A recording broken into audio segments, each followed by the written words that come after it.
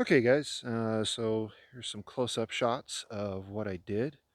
Um, so as you can see here, yeah, here's my my wonderful, not so wonderful drilling. So we've got the spike here. This actually needs to get knocked in a bit.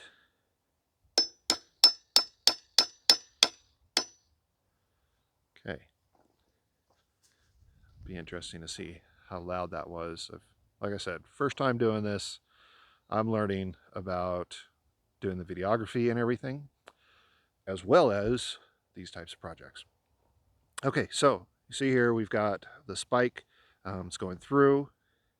You can see it there going into our brace, and this is keeping this in place. Okay, so wire going over the spike, and then this is what I was talking about. So you leave enough room, focus, for the wire to pass through, and then to help keep the wire from cutting into the post, you just slip a staple over the other one behind the wire.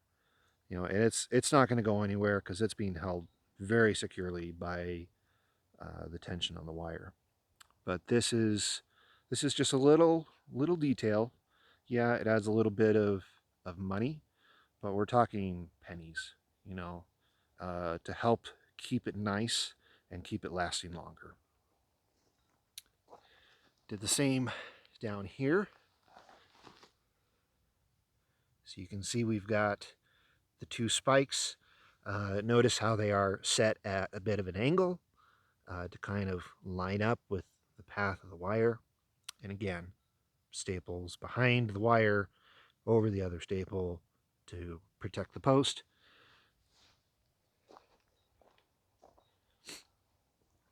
And this is what I was talking about with winding the wire behind itself. So see, I've got it passing through the end of the tensioner, and then you just twist it around so that it all turns in the same direction. See, I didn't have to crimp this.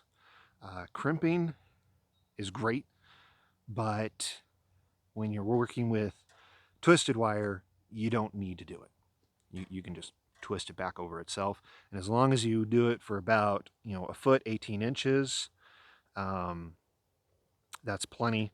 This is never going to go anywhere. Okay, and then here's a closer look at the tensioner. Okay, that was interesting. That wire started to come out there because you can see the other one sticking out more. I can fix that though. You know what I should have done? Where's my pliers?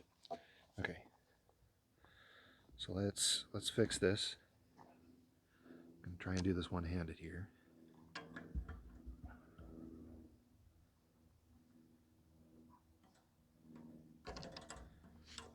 Okay, maybe two-handed and holding the camera. Not so much. Okay.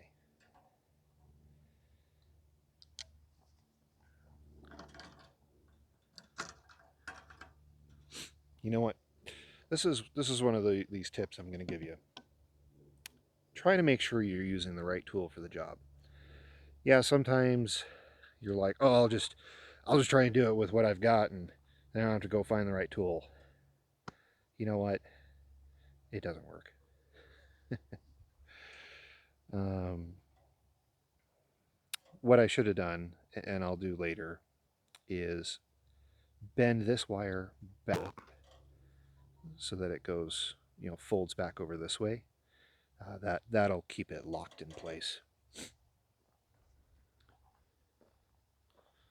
Okay, well, we got our other end here. So everything's nice and tight now, and this one's done. Uh, so I've got one, two, 3, 4, really, yep, these ones were already done in the back corner here, but they're very old and they don't have any tension on them. So I'm going to redo the tensioning on that. But the braces are already built. Um, and then I lost count. I've got several more that I still need to do. Plus, I was hoping to do my garden as well. I've set aside an area of about 1,000 foot by 1,000 foot with my garden. Um, and I want to get that fenced in as well to keep stuff out. Animals, pets, little children, things like that. So yeah, I